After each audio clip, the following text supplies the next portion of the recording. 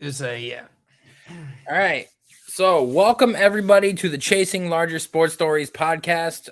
We now have a longer episode that we are going to do today with your host, Chase Steffes and Derek Larger. Yesterday it was cut short because Derek had other priorities, To deal which with. is totally fine.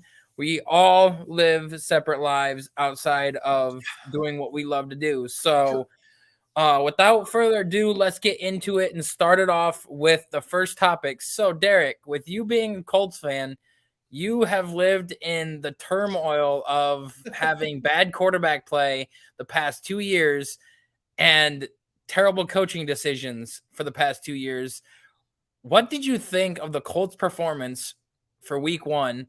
And are you glad to see Rodrigo Blankenship gone?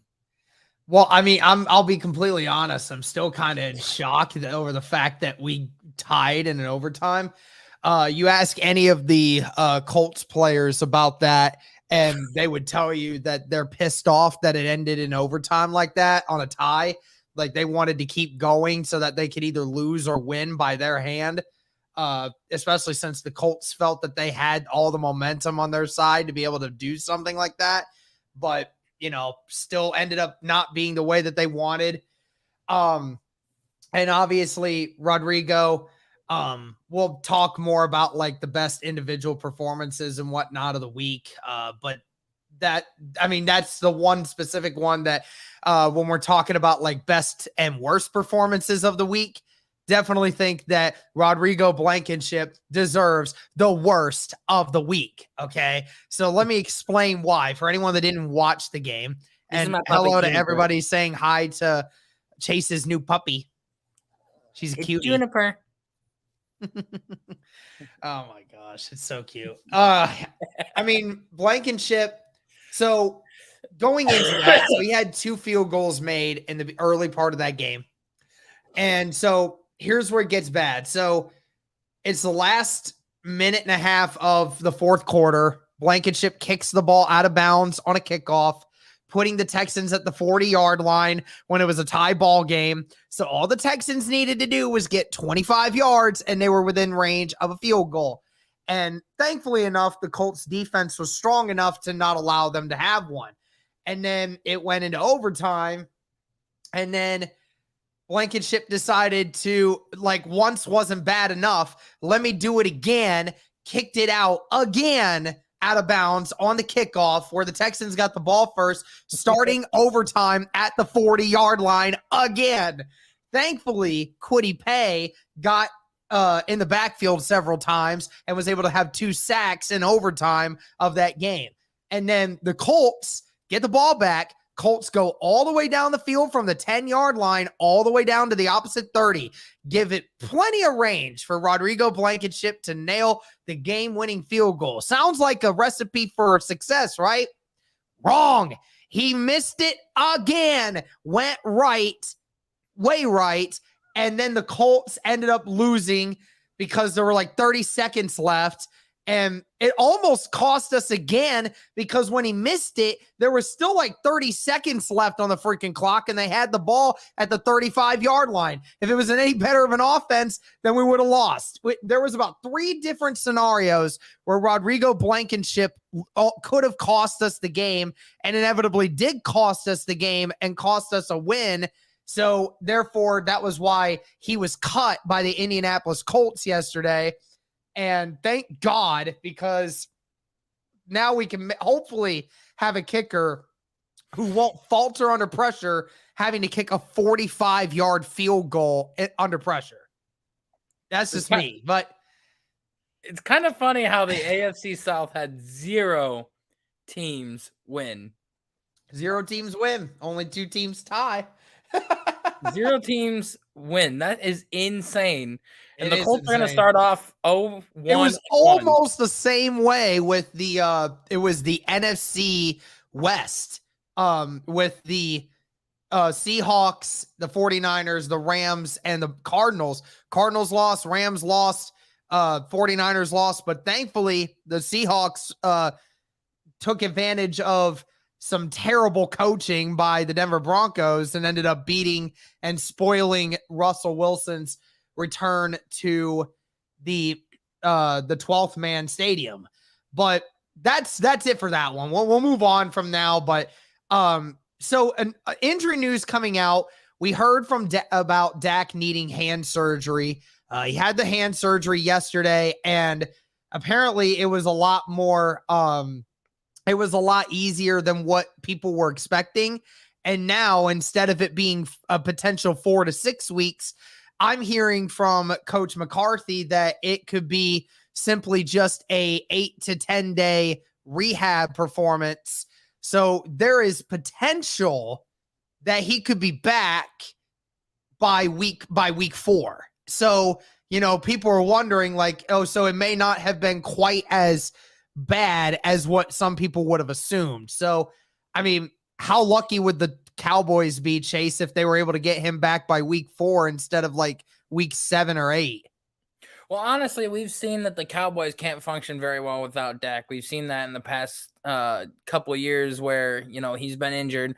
But honestly, I don't even know if Dak can function without Dak. And what I mean by that is like he has not been playing to the level of what he did before his leg injury. Like he was, a dominant guy in the passing game. He was a threat.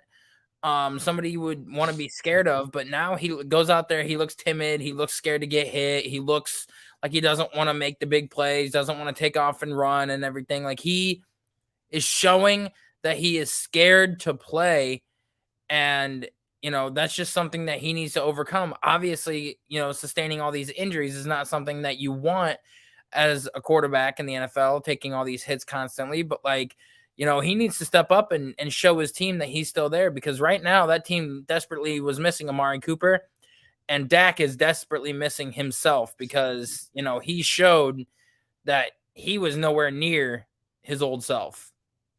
Yeah, I totally agree with you. And, I've been seeing people say this, and I totally agree.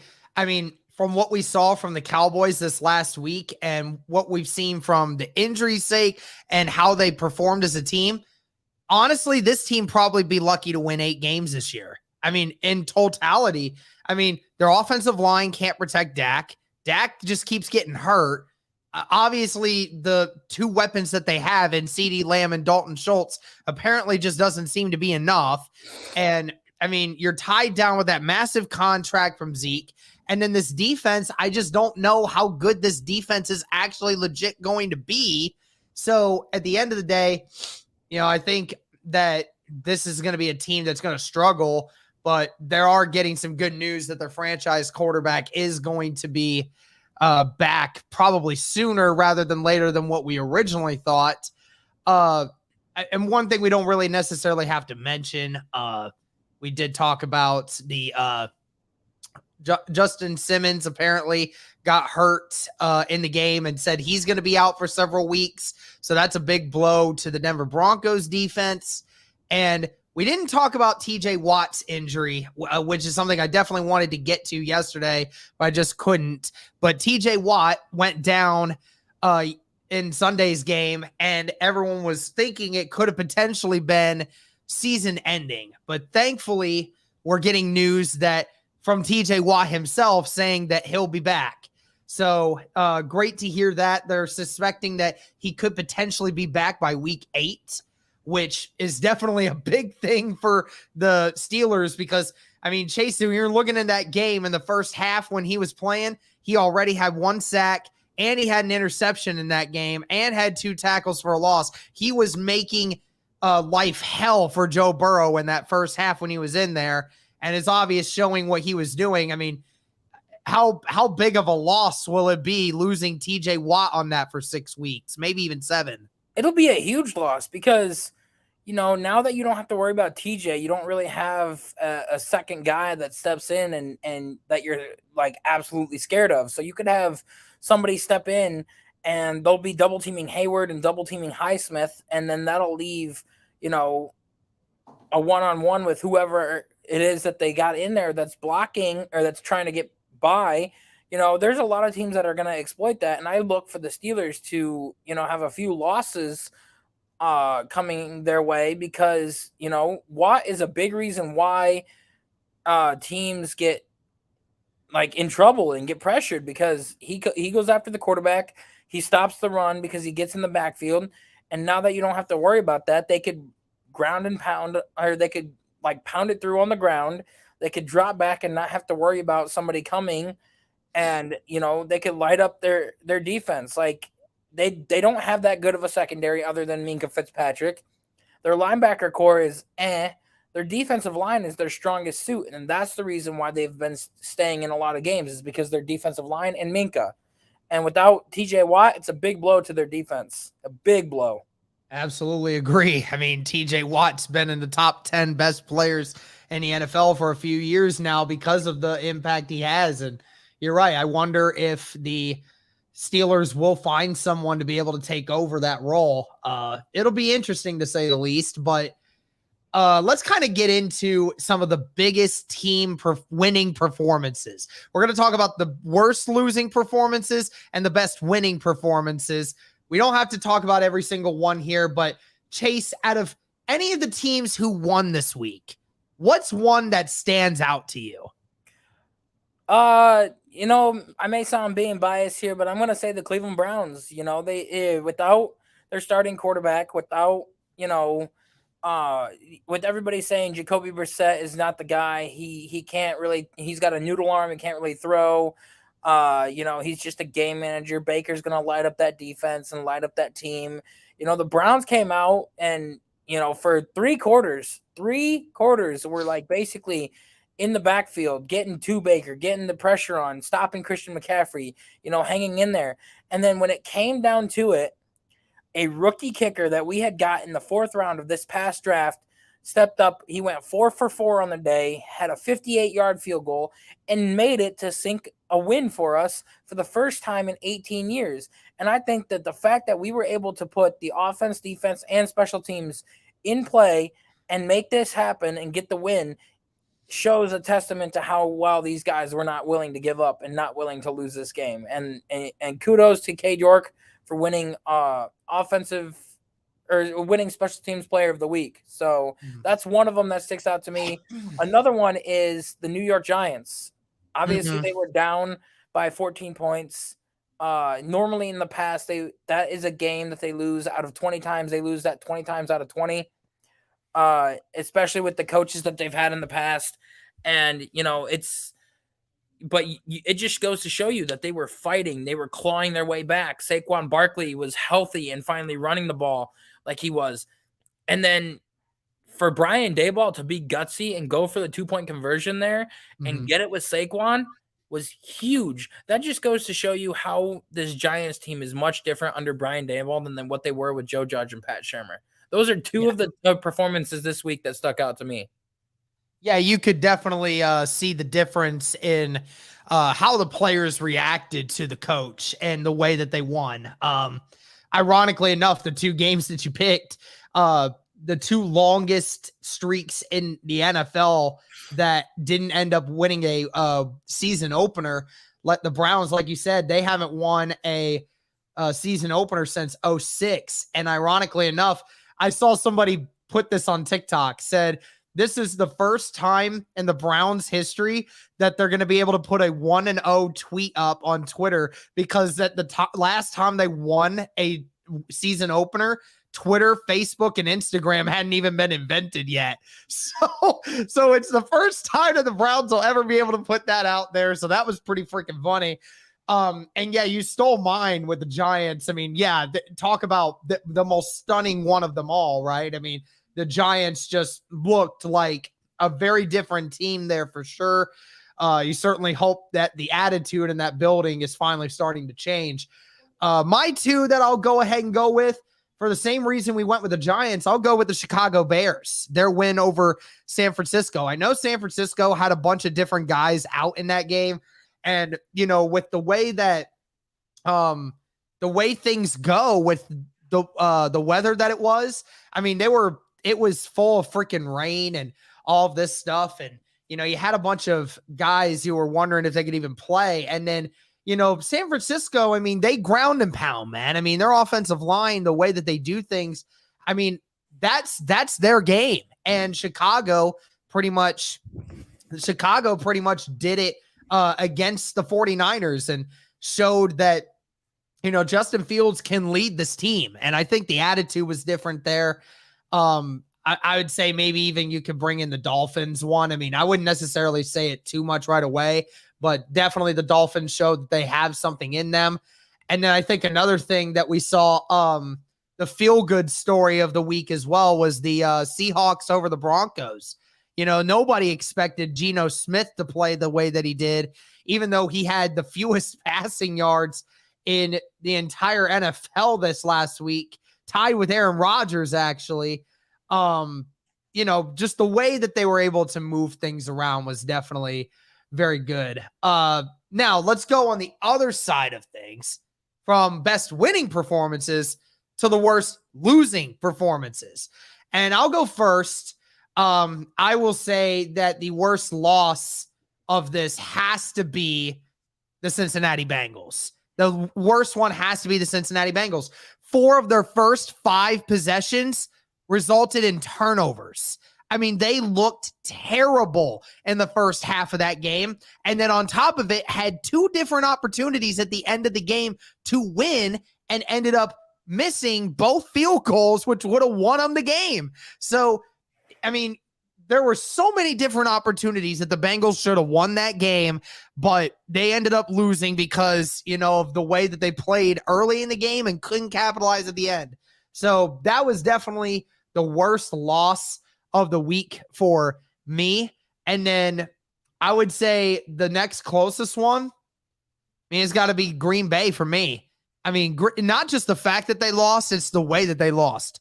I mean, they lost so bad that it probably had Aaron Rodgers contemplating on whether or not he wanted to stay in Green Bay anymore. Like, it looked that way on the sidelines for him. I mean, you had Christian Watson dropping a touchdown pass on the first drive of the game, and then Aaron Rodgers could never get in a rhythm with his team. And then on top of it, the Vikings looked like they were about to blow them out through the first 3 drives. They scored 17 points in the first 3 drives. I mean, that Green Bay defense was nowhere to be found. Justin Jefferson lighting up that game, looking as if he's the best wide receiver in the NFL. I mean, the Green Bay Packers just looked awful. So that was mine, with the Bengals losing and Green Bay losing. Who did you say was a bad one? I'm going to go with my first one as the same as you, going with the Cincinnati Bengals, because, looking at the Bengals and the way that they performed, like, you're talking about a former, AFC champions, Super Bowl appearance winner, or Super Bowl appearance team, one play away from winning the Super Bowl, and they lost pretty much nobody and got offensive line help, and they still could not stop that Steelers defense. Joe Burrow was playing like, he had just come back for the first time in like a year. And, they had multiple opportunities, including in overtime, to win the game, and they couldn't do it. And you're talking about a team that was bragging all offseason about, oh, we didn't lose anybody. We got all these pieces, all O-line help for Joe Burrow. Like, watch out, we're going to come back next year. And then they go out and lay a big egg and lose T. Higgins, lose Tyler Boyd and everything. They lost a few people on that team. It wasn't looking good for them. And I think that the Bengals deserve the worst loss of the week. And they got what was coming to them, because they had a chance to win and they screwed it over. Now, I think that the other team that I'm going to go in a different direction here. I'm going to go with the Arizona Cardinals. Okay. The Arizona Cardinals, man, like, I thought that they would put up somewhat of a performance. But, like, obviously these Cardinals thought that Kyler Murray was worth that $240 million contract. And, you weren't even playing like it. You weren't even going out there playing. Should have invested in some defense too. Yeah. They went out there. They lost Chandler Jones this offseason. JJ Watt wasn't playing in that game because he was hurt. And then you had D-Hop, who's not going to be back for 6 weeks. And then you lost another offensive weapon in Christian Kirk this offseason. You had like AJ Green, Marquise Brown, and like a couple others, like Andy Isabella. It's just like, And then Cliff Kingsbury, mind you, couldn't coach his way out of a wet paper sack. And this was supposed to be against the Kansas City Chiefs, who, since losing Tyreek Hill, were not going to be the same Chiefs. Patrick Mahomes went out there and showed why he was the best quarterback in the league. He's just like, I don't need Tyreek Hill to prove to you guys that I can still throw 5 touchdowns and almost 400 yards. Like, that's insane. But, like, the Cardinals did not show up to play at all that game. And, they looked like they were playing, like they were the worst team in the league at that point. And this was a team that started off 9-0 last year and ended up making the playoffs, but still got smacked by the Rams. Like, I think that the Cardinals had a worse loss than what the Packers did. Yeah, I totally agree with you. I mean, Arizona, definitely doesn't look very good right now. So, it's going to be very interesting to say the least. All right. Well, I mean, that's our team performances. That was what we thought was the best losing and winning performances by teams. So it was definitely fun to watch a lot of these different teams really take off. And then let's kind of get into some individual performances here. So, Chase, I want you to give me your top 3 best quarterback performances for week 1. I'll give you my top 5. Okay, let's do it. Number 5 goes to Kirk Cousins with the way that he played with that new offensive system, new coach being in there, and the fact that he stepped in and was able to take over that offense. Because I kept telling everybody, once the Vikings get a new head coach and they get a new system in there, this offense is going to be deadly, because they had too much talent on the offensive side of the football not to be successful. And Mike Zimmer wasn't doing it. You bring in Kevin O'Connell, which is a Sean McVay guy, and a guy that was on the Rams. And what does he do? He comes in, changes up the offense, and Kirk Cousins lights it up and plays really well. And Jay Jettis had a 184-yard performance out of I had him in my fantasy league and I still lost. Freaking hate life. I played a guy that had Patrick Mahomes, who put up 50 points in our league, and he lost by 0.15 points to me. But yeah, no, I think that Kirk Cousins showed that showed everybody that he still could be borderline top 10 quarterback if he continues this performance. And Justin Jefferson is arguably the best wide receiver in the league. He's got that argument going for him, so we'll have to wait and see how that goes. Number 4, I'm going to go with, honestly, with just this week alone, I'm going to go with Jameis Winston at number 4. You're talking about a guy who takes over an offense after being out for a year with the torn ACL, going with a new head coach who, probably his first time being a head coach in years, and then has multiple offensive weapons to try to throw to in Olave, Landry, and Michael Thomas. And he goes in, and what does he do? He gets down, and then he comes back and throws like 4 touchdowns in a row to like win the game. And 2 of them were to Michael Thomas. One was to Jarvis Landry. And, this offense was centered around Alvin Kamara, and he was pretty much non-existent this past week. And that just goes to show you how deep offensively that they are now. And I think that Jameis Winston, proved that he was, still the guy. Number 3, I'm going to have to go with, man, I can't even think right now. I'll have to come back to number 3 because there's so many guys that are, or that deserve that spot. But number 2, and it's very shocking, but, number 2, I'm going to go with Patrick Mahomes and stuff. And I know that he's the best quarterback in the league, and we both agree on that. And, that doesn't have our wavering opinion.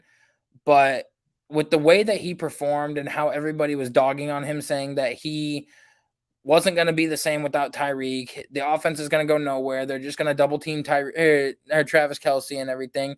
He went out there and threw for damn near 400 yards and threw for 5 touchdowns. Clyde Edwards-Helaire got involved in the offense. That's how, crazy it was. But the fact that this man came out, and yes, it was against the Arizona Cardinals. They're not like very strong defensively, but Mahomes still performed and did what he was supposed to do. And honestly, you know, with the way that the third guy is, there's so many people that you could put in this performance. I really can't think of anybody to put in that third spot. I really can't. Like there, you could put Justin Herbert in there. You could put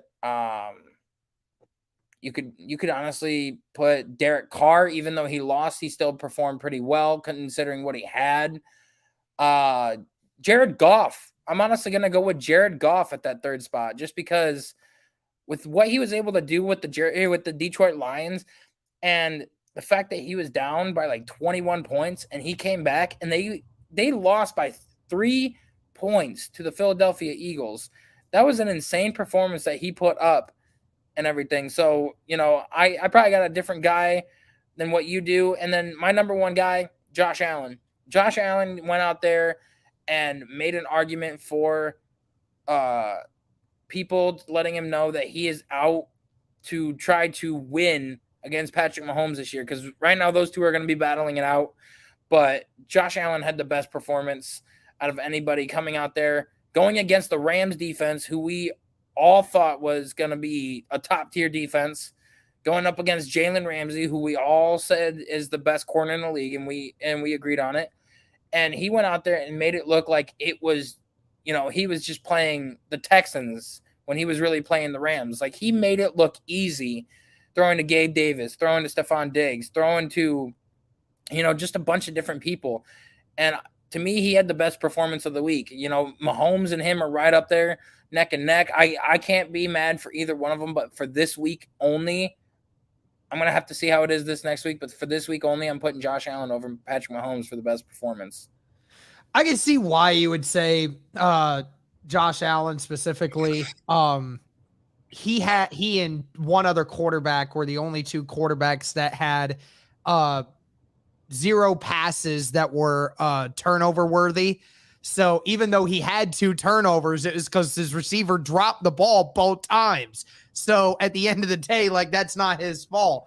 But I'm going to go a slightly different route. No disrespect to Kirk Cousins. I definitely agree with you. Kirk Cousins did have himself a good game. No disrespect to that at all.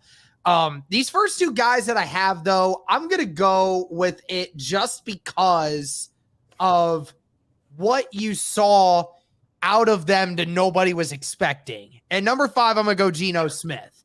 Number 5, I'll go Geno Smith because, in the first half was 17 of 18 for 100 yards and 2 touchdowns and no interceptions. Like, he looked like the quarterback that everyone was waiting for him to finally become.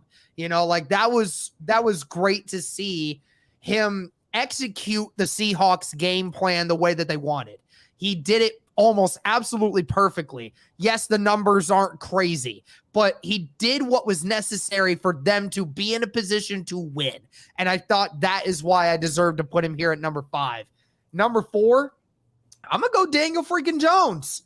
He was one of the only, and he's the other quarterback besides Josh Allen who did not throw a pass that was turnover worthy in that game.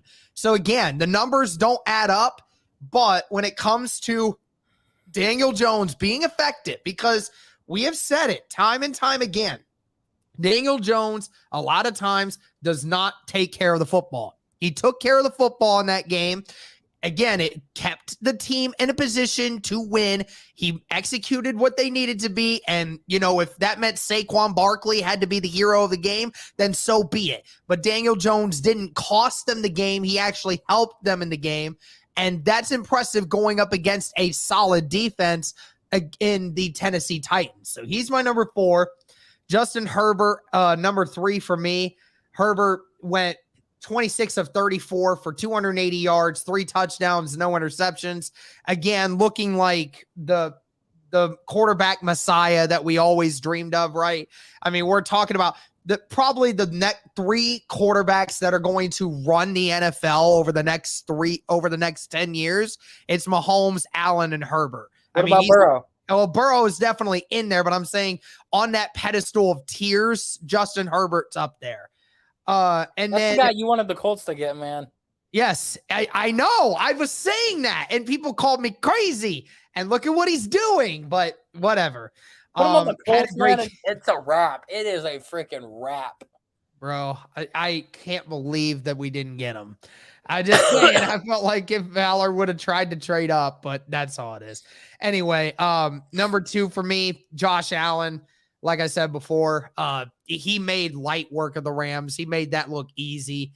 And Patrick Mahomes, I mean, at number 1, I mean, what can you say? I mean, the dude threw 77 completion percentage for 360 yards and 5 touchdowns. I mean, there was nothing that was slowing down Patrick Mahomes. So he would be my number 1. I mean, I agree. You could flip-flop him and Allen just depending on, honestly, if he wanted to make that argument based off of competition that he was playing, then I completely understand. Now let's kind of get into the worst quarterbacks of this week. Now I'll go first. Before we do that, I want to ask you a question about Daniel Jones, because you had him on your list at 4. Yeah. And honestly, that is not that bad of a pick. And I respect it and I love it, to be honest. But the question I have is, so they did not pick up Daniel Jones' 5th-year option. Do you think that if Brian Daboll gets Daniel Jones to play to the level of what, Dave Gettleman expected him to be coming out, has him take care of the football, and helps the Giants to a positive record, do you think that he's getting a contract extension with the Giants? Yes, I do believe that if the Giants are around that 500 threshold this year, then I totally understand it. I would say record does not have anything to do with it, though. I'd say it has a small bit to do with it, but I think that ultimately at the end of the day, we need to see those statistics get better. Okay, so looking at his statistics, he threw for a completion percentage of 81%. He only threw the ball 21 times. So, I mean, that's impressive to go 17 of 21. Nope, not a lot of guys get to do that. Only 188 yards, though. That needs to improve a little bit. Like, you can't every week only throw the ball 20 times and only get 190 yards. You're going to have to consistently start getting around the 250, 300 mark for me to start saying that Daniel Jones is turning into a new quarterback. But I will say this. He had one of the highest QBRs of any quarterback this week. I think he actually had, if I'm not mistaken, actually had the 5th highest QBR of any quarterback in the National Football League week 1. So that's great. I mean, that's great. That lets you know he was being efficient. He was being smart in how they do this. And especially early in the year when you're trying to figure out how your offensive system works, especially with a new coach, that's great to see that Daniel Jones was, not being asked to, throw the rock a million times and was just being effective with the limited snaps that he was throwing. So that's a great step forward. It's the same thing I told you for the past 2 days. I'm not willing to say that the Giants or anyone here is back, but I am saying it is a great step forward for that entire organization because they showed that they can win on the road against a good team and in a hostile situation. So Daniel Jones being at number 4, I felt just made sense for the fact of him just being efficient in the way that he was. No, and I agree. That's not a bad pick at all. And the fact that the Titans were the number 1 seed last year in the AFC, and they've shown over the past couple years that they are a really good team. So the fact that you came out and beat them is, great. And if Brian Daboll can even bring just a smidge of what he did with Josh Allen and the fact that he was able to develop him into the guy that he is, and he could bring that to Daniel Jones and change him around, you all have a completely different New York Giants team. The one thing I will say is I feel like they have done a terrible job trying to get him good weapons because everybody wanted to say, or everybody was talking about Kenny Golladay and how good of a pickup that was. We have not seen the Kenny Golladay that was on Detroit. I think that they were hoping to see more out of him, and I think that he's letting the team down. At the end of the day, I mean, this offense relies on a healthy Saquon Barkley. It does. That's what's going to make the difference. Saquon doesn't have to go for 160 yards every game in order for this team to win. I certainly hope not. But having a healthy Saquon Barkley for the first time in almost 3 years will definitely change the dynamic of how this team is moving. And that offensive line looked really good yesterday. Yep. And even after losing Harold Landry, you still got to go up against Simmons. You still got to go up against Danico Autry and Bud Dupree. You know, you still got to go up against a really solid front four in Tennessee. And, you know, they were able to hold them off. So, you know, again, great strides so far. Hopefully the Giants can capitalize on that. And especially in a weak NFC and in a weak NFC East, because, you know, if we expect the Cowboys to downfall like we think, and, you know, the Commanders may explode at any moment. You know, the Eagles are clearly the best team at the moment on paper, but the Giants, you know, if they get that second spot in that division, you know, they could probably still get a playoff spot if they end up winning 9 games. Yeah, no, the NFC is that weak that they could be in as a 9-win team. And you're right though. The offense relies on Saquon Barkley, but I feel like if Daniel Jones had like his own Stephon Diggs, he had his own Devontae Adams, his own Tyreek Hill, whatever it may be, we would see a much better passer for Daniel Jones rather than relying on Saquon Barkley so much, because he has that other guy, but he doesn't really have that true wide receiver number 1 right now. And it's going to be interesting to see how that goes. But moving on, we'll go ahead with our top 5 worst quarterback performances of the week. I'll go first. Go ahead. Number 5, Jalen Hurts.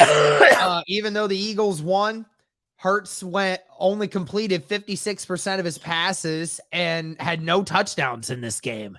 I mean, it's, you know, very odd to see that, you know, the Eagles scored 38 points and yet none of those points came off of the back of Jalen Hurts. So, you know, I was expecting more out of him. And especially, you know, when people are trying to see if, you know, you're going to potentially be the future guy.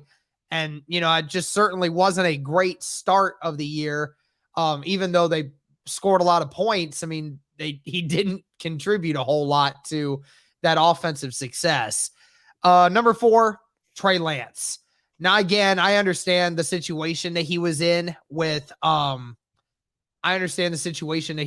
it came to the weather and everything else going on.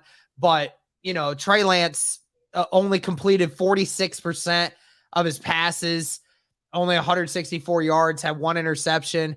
You know, to start the season, it certainly isn't giving anyone a vote of gratitude there, and especially after losing to the Chicago Bears in the way that they did. You know, it's not enough to just be the quarterback; you have to also be the leader. And obviously, he wasn't able to lead them in the path to success on that one. Number 3, Matt Stafford.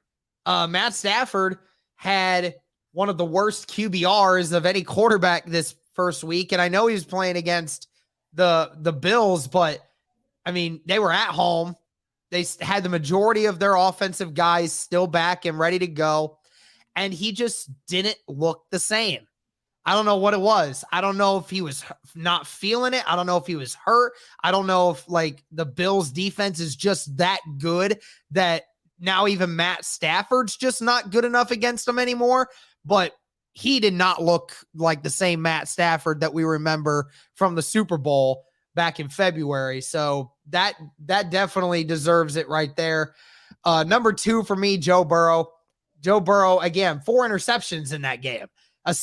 Had only completed 62% of his passes, had a 61 QBR. Like, I mean, that was a terrible performance. Honestly, probably one of the worst performances we've ever seen from Joe Burrow.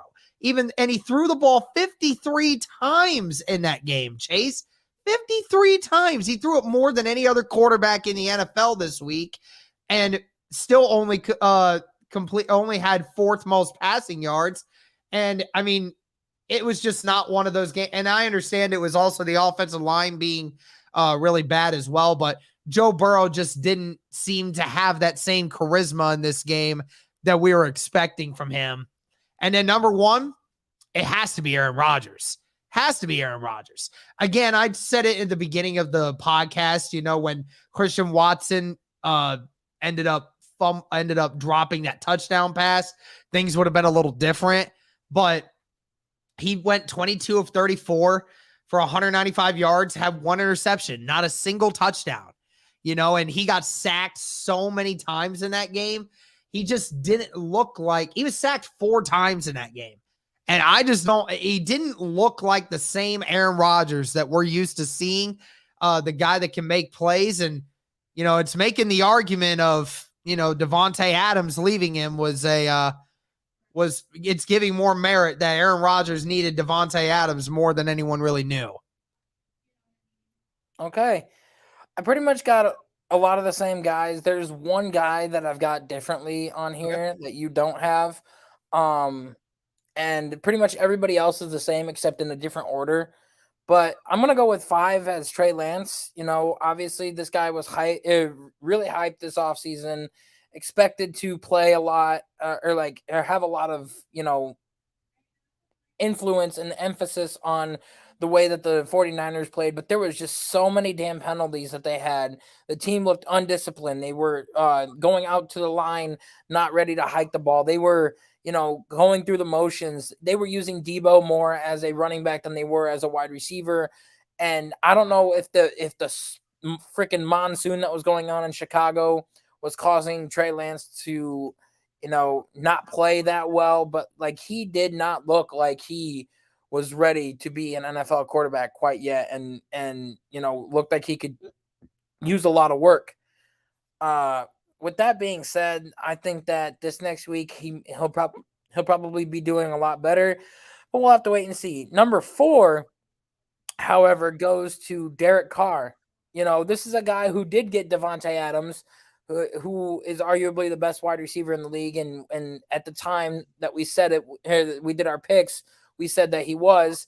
He still had Hunter Renfrow. He had Darren Waller. He has Josh Jacobs. And this was a guy who led the Raiders to a 10-7 record with Rick Bisaccia as the head coach. He went toe-to-toe with the Chargers, and the winner of that game got into the playoffs. He played decently in the playoffs last year against the Bengals. But, man, this guy looked like he was forcing the ball too much. He had a 59.5 completion percentage, 26.9% QBR, 295 yards, 2 touchdowns, and 3 interceptions for that game. And with all of those offensive weapons you have, he was also sacked a total of 4 times that game, 4 or 5. But with all the offensive weapons you have, and a guy like Josh McDaniels calling your plays, who has been, known to be a pretty good play caller offensively. We don't know if he is calling the plays, but, in my opinion, I think he might be. But you're talking about a guy who's been in the league for so long now and seen all these defenses, seen all these players. You're telling me that he could not put up a better performance than what he did? Yeah, he goes to the number 4 spot for me. The number 3 spot, I'm going to have to go with Aaron Rodgers, just because, Christian Watson and Romeo Doubs, yeah, they're young, they're learning. I feel like that, give them time and they'll develop into the guys that you expect them to be. Obviously, Devontae Adams wasn't the guy in Green Bay for the longest time when it came to, being Rodgers' number 1 weapon, but he developed into that. So I think that Rodgers belongs at that number 3 spot.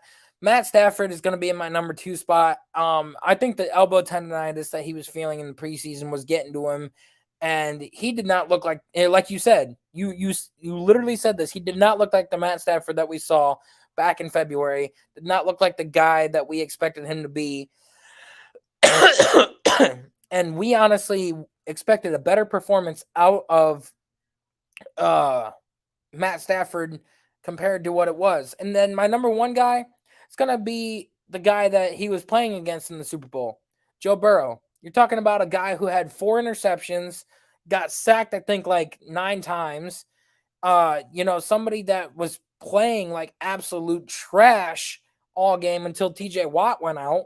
And then the moment he went out, they started coming back and started playing a lot better. But the fact is that he had all of the offensive firepower, had a better offensive line, had a better team in general, and he still couldn't get the job done. I think that Joe Burrow gets the worst performance of the week for the quarterbacks. Can't hear you, buddy. Muted. Yeah, I was muted because the people outside decided to mow on this day. So it's right outside my window. Anyway, let's go ahead and hop into the best running back performances of the week one. For me, it's very simple. And I think this basically when it came down to the top six rushers of the week. Patterson was number 6, but he's going to be my number 5. He did the same production as Fournette, but had a little bit more receiving production. Number 4, Nick Chubb. I mean, blatantly obvious there, right? I mean, when it came to that, Nick Chubb again on 22 carries, 141 yards. I mean, how freaking efficient does the man need to be?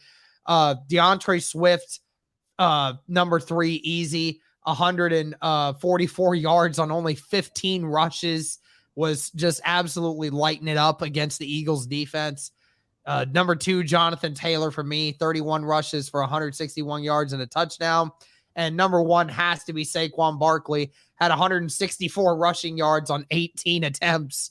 The guy almost was averaging 10 yards per carry against the Tennessee Titans. I mean, that's insane.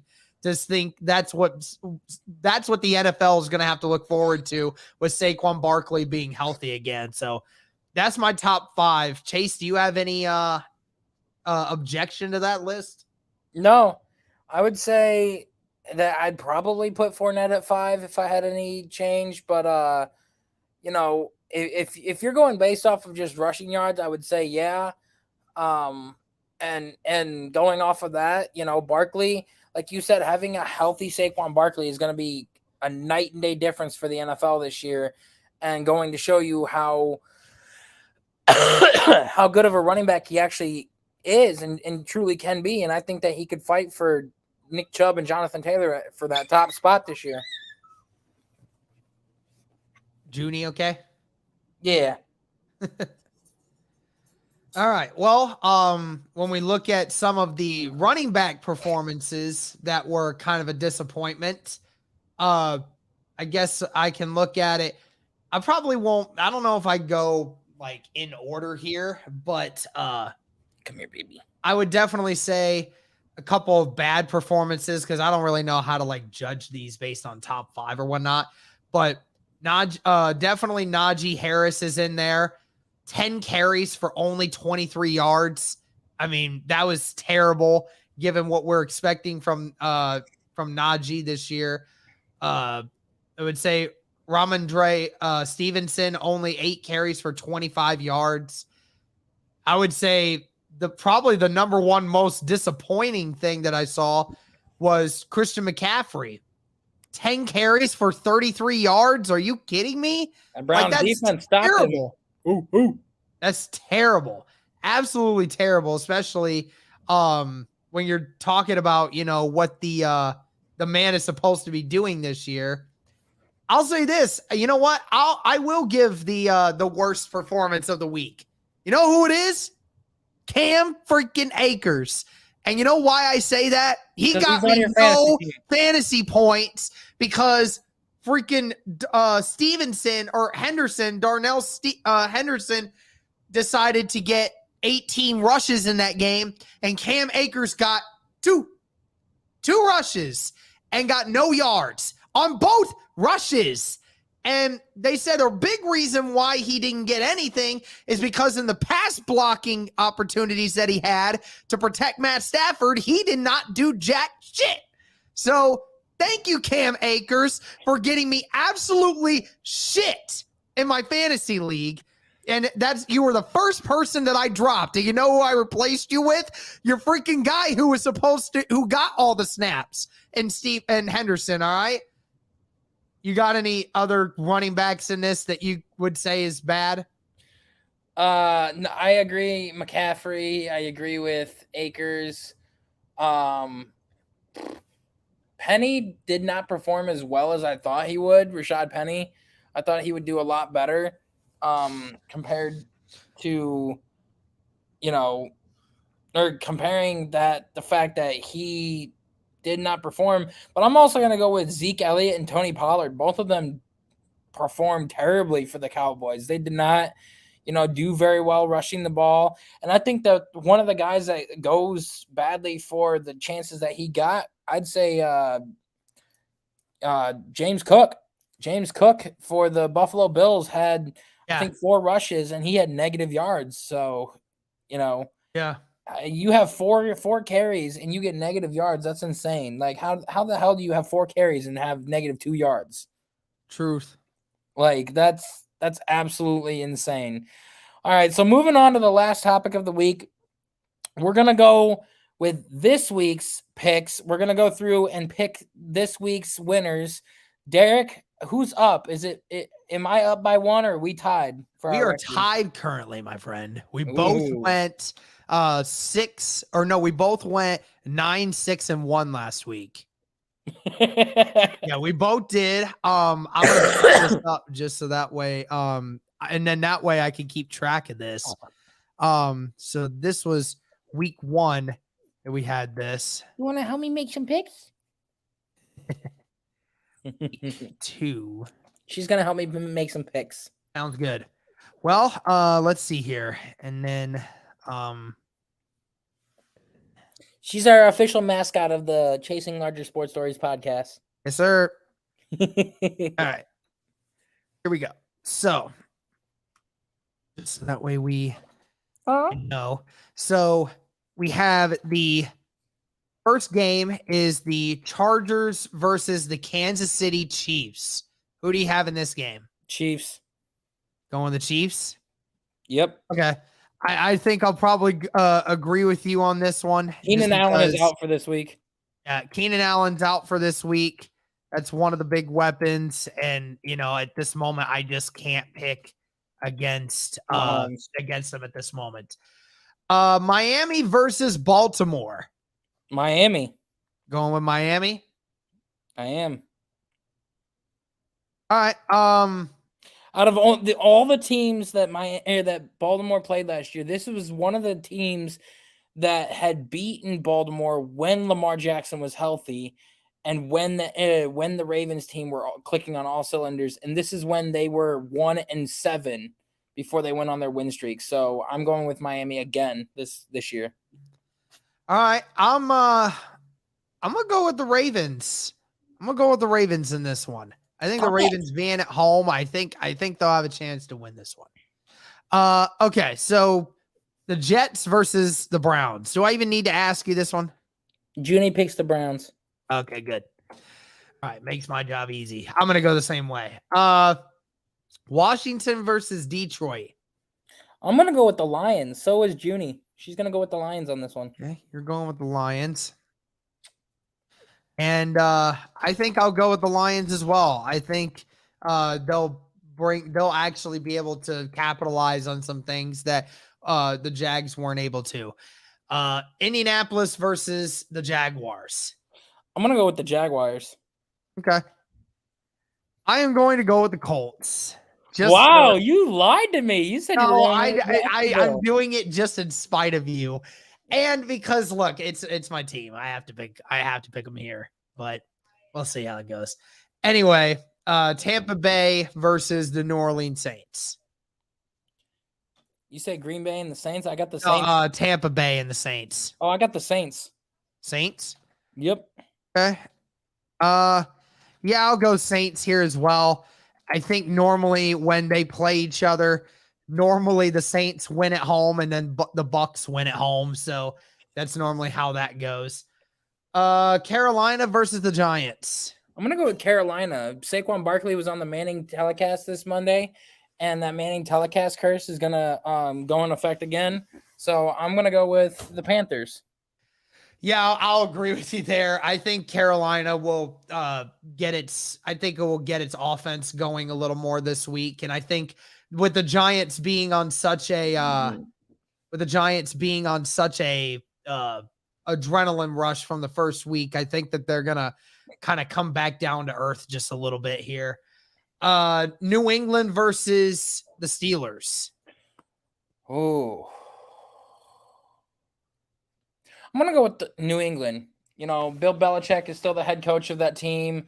You still got, you know, TJ Watt's out, and the fact that if it would have been any other team with the performance that they had this week, I feel like that they would have beaten the Steelers. So I'm gonna go with New England for this one. I'm gonna go with the Steelers here. Alex Highsmith ended up having three sacks in that game, even with TJ Watt being out. And I think bandana. Oh, freaking bandana. So yeah, I'll go with the Steelers in that one. Okay. Next one. Atlanta Falcons versus the LA Rams. I'm going to go with the Rams. I think that they're going to have a bounce back year. Bounce back game. Sean McVay is not going to tolerate, 2 weeks in a row of just BS. And I think like the Rams are still a good team. They're still really good. They're not going to be pushed around and everything. And it's the freaking Falcons. So I'm going to go with the Rams. All right. The Seattle Seahawks versus the 49ers. I'm going to go with the Niners, shockingly, in this one. What about you for the Panthers? I mean, the Rams and Falcons. What are you picking? Rams and Falcons, I'm going Rams as well. And then for the Hawks and 49ers, I'm going to go 49ers here too. I think they go back home and they fix some things and are able to pull this one out. I think they're going to be able to handle it a little better this time around. Cincinnati Bengals versus the Dallas Cowboys. I'm going to go Bengals. With Dak injured and everything, these Bengals are still a good team and everything, and they still have Joe Burrow. I'm going to go with Bengals. I'll do the same.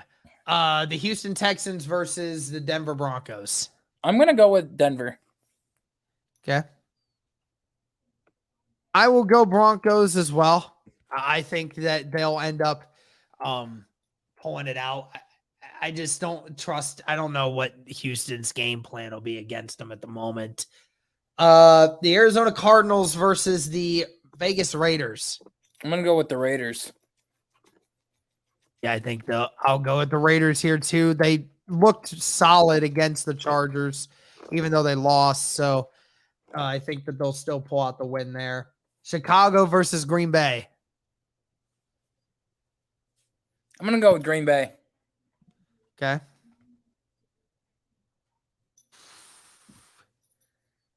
You know what? Until Aaron Rodgers doesn't own the city of Chicago anymore, I'm gonna pick him until that day comes. I'll go with him regardless. I like what I saw from Chicago, but I still think that they're gonna struggle against Green Bay. So then you have a Monday night game that is Tennessee versus Buffalo. You got 2 Monday night games. Yep, 2 Monday night games. I'm going to go with Buffalo. Yeah, same here. I don't think this will be another one of those Derrick Henry runs for 200 yards and sets the world ablaze sort of thing. So I go with that. Then we have another one, Minnesota versus the Philadelphia Eagles. I'm actually going to pick this is tough.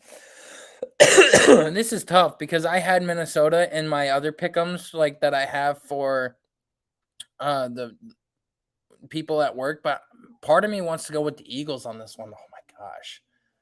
What do you want to do? I'm going to go with the Vikings. You going to go with the Vikings? Yeah. Oh man, you chicken. I'm going with the Vikings here too. I think after what we saw week 1 with how that offense is moving, I think that, and especially if Philly's defense doesn't improve drastically within a week, oh my gosh, like Jefferson might go for 200 and Dalvin might go for 150. So, I mean, it's if that same defense shows up with this Vikings offense right now, then the Vikings are going to score 40 and it's not even going to be close. All right. Yeah. So a couple different change ups there. We do have 3 different outcomes. So that will be very, very interesting. So somebody's going to end up being the winner after this week, but we'll keep up with that. But yep, that should no, it's gonna be me. It's gonna 100% be me. But that's gonna do it for this one, guys. Let us know your thoughts on all of this, and be sure to let us know what you guys want us to cover next, and let us know where you're listening from. But that's gonna do it for this one, guys. Thank you so much. This is the Chasing Larger Sports Stories podcast. Have a good rest of your day.